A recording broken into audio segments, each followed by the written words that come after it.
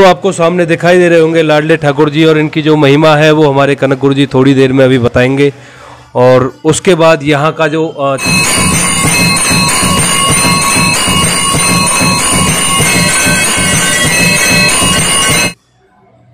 और दोस्तों इसके बाद यहाँ पे आपको बजरंगबली जी का एक छोटा सा मंदिर दिखाई देगा। यहाँ पे भी अलग से घंटी लगी हुई है, उसको भी बजाते हैं।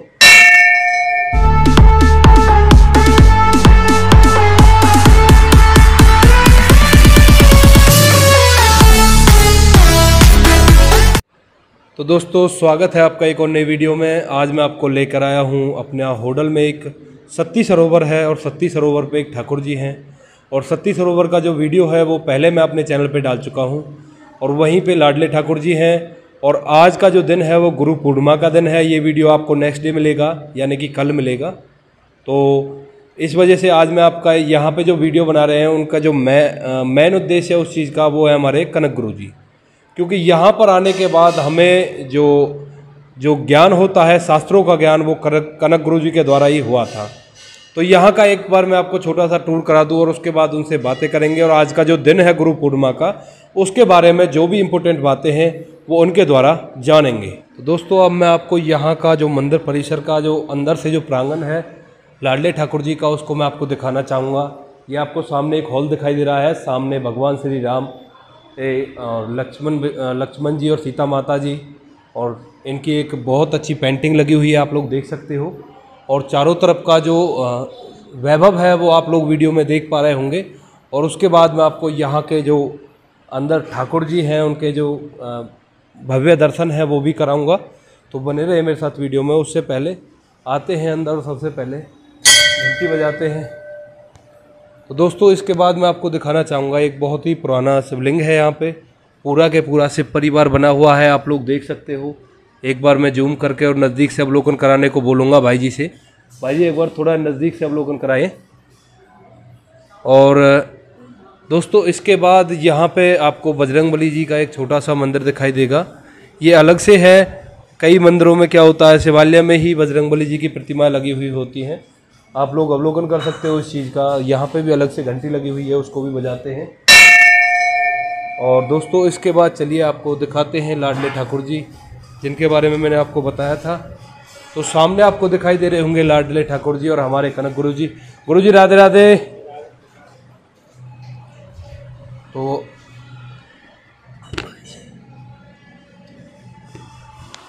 तो दोस्तों आपको सामने दिखाई दे रहे होंगे लाडले ठाकुर जी, और इनकी जो महिमा है वो हमारे कनक गुरु जी थोड़ी देर में अभी बताएंगे। और उसके बाद यहाँ का जो चारों तरफ का व्यू है वो आपको एक बार दिखाना चाहूँगा। जो ये मंदिर है काफ़ी प्राचीन है, और ऊपर आप लोग देख सकते हो कोई सपोर्ट वगैरह वैसी नहीं है। जो छत है बहुत ही प्राचीन है। और उसके बाद यहाँ की जो आरती है उनका आप आनंद लीजिए।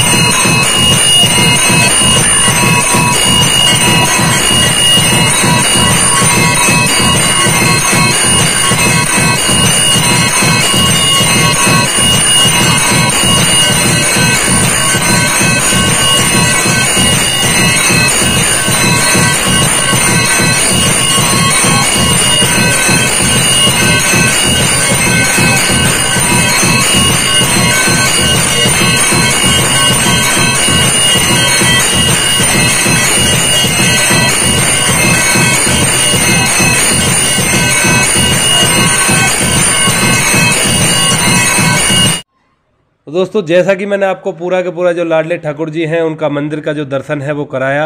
अब उसके बाद यहाँ पे हमारे गुरुजी हैं कनक गुरुजी, सबसे पहले इनसे आशीर्वाद लेते हैं। तो गुरुजी आशीर्वाद दीजिए।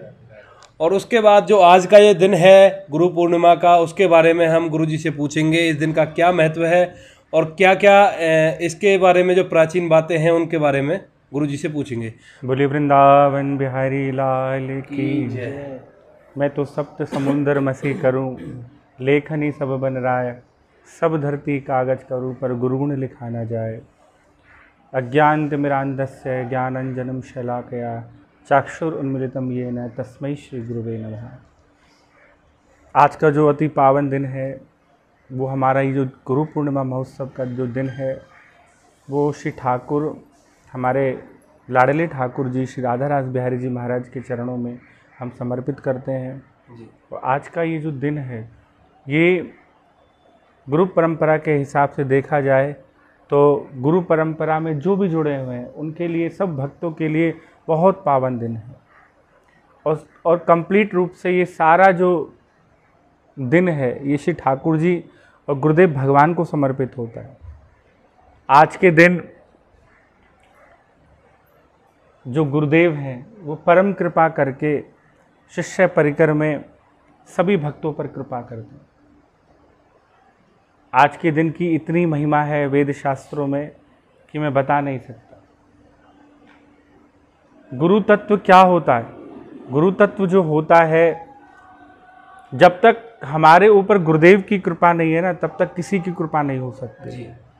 क्योंकि बहुत से लोग कहते हैं कि अरे हमने तो भगवान कृष्ण को ही अपना गुरु बना लिया, पर वो लोग ये भूल जाते हैं कि भगवान ने भी गुरु तत्व की महिमा को उजागर करने के लिए जब वो आए थे, पृथ्वी पर आए थे, तो उन्होंने भी उज्जैन में जाकर संदीपनी ऋषि को अपना गुरु बनाया था। मानो इस लीला के माध्यम से भगवान भी ये बताना चाहते हैं कि वैसे मैं पूर्ण ब्रह्म परमात्मा हूँ, फिर भी मुझे भी मेरे जीवन में गुरु की आवश्यकता होती है जी। तो भगवान ने भी अपने गुरु बनाए थे और आज तो उन्हीं की ही महिमा है। ध्रुव जी को जब उनकी मैया ने परेशान किया था, उनसे कहा था कि यदि तुझे इस पद पर बैठने की इतनी ही पड़ी है तो जा पहले नारायण की समाधि लगा, और जब वो खुश हो जाएं तब उनसे कहना कि मेरा जो जन्म है, तेरा जो जन्म मेरे गर्भ से हो, तब तू इस पद पर बैठ सकता है। सुनीति सुरुचि मैया के गर्भ से। तो ध्रुव जी जब चलने लगे भगवत प्राप्ति के लिए, तो ध्रुव जी सोचने लगे कि मैं इस घनघोर जंगल में गुरु किसे बनाऊं। तो जब हम किसी वस्तु को, किसी चीज़ को प्राप्त करने की प्रबल उत्कंठा करते हैं तो सारी कायनात उस वस्तु को हमसे मिलाने की हरकत करती है। ध्रुव जी के मन में जब ये प्रबल इच्छा प्रकट हुई तो श्री नारद जी प्रकट हुए। नारद जी आ रहे थे। जैसे कि एक गुरु शिष्य सोचता है कि हमें गुरु दक्ष मिले, ठीक उसी प्रकार गुरु भी सोचते हैं कि हमें शिष्य दक्ष मिले जो हमारे भजन को आगे बढ़ा सकें। गुरु परंपरा एक बहुत विशाल परंपरा है और जो प्राचीन काल से चली आ रही है।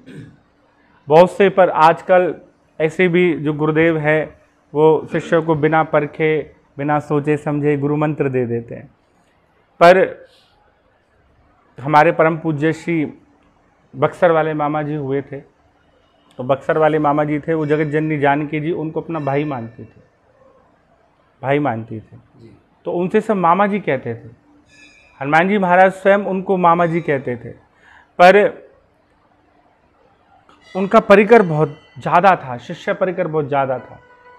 तो इसी कारण एक बार उनकी असामयिक मृत्यु हुई।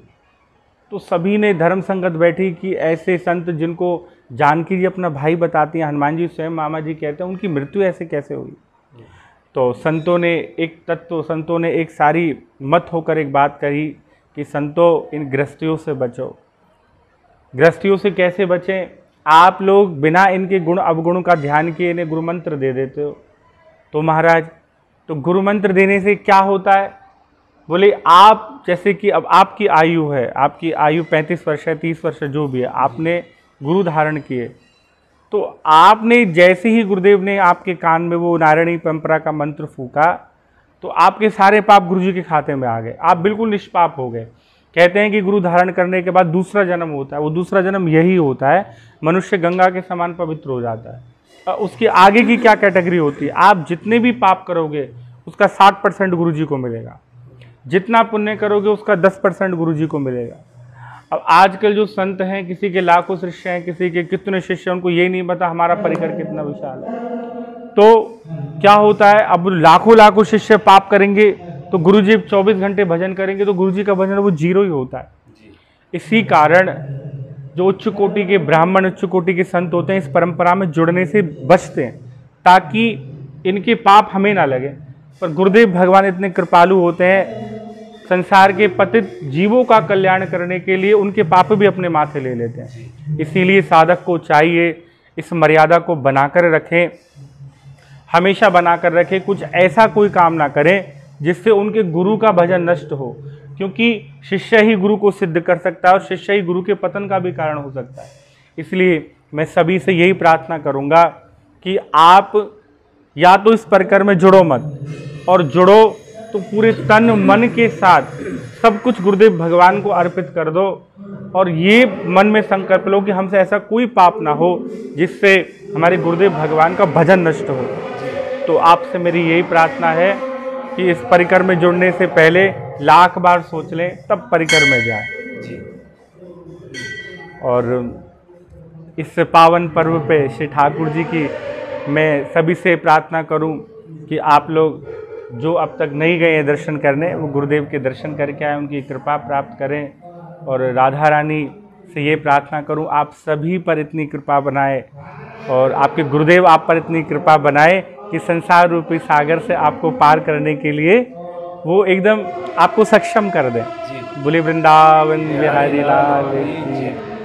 तो दोस्तों, जैसा कि आपने सुना हमारे कनक गुरु जी के श्री मुख से, उन्होंने बताया जो आज गुरु पूर्णिमा है उसका जो भी महत्व है और किस लिए मनाई जाती है, और जो गुरुजी होते हैं उनका जीवन में कितना बड़ा महत्व होता है, पाप पुण्य से लेकर और सबको जो भी है आपको समझाया। तो इसी के साथ मैं अपनी वीडियो को यहीं पे समाप्त करना चाहूँगा, और आपसे मिलता हूँ ऐसी और एक अनोखी वीडियो में। तब तक के लिए धन्यवाद। राधे राधे।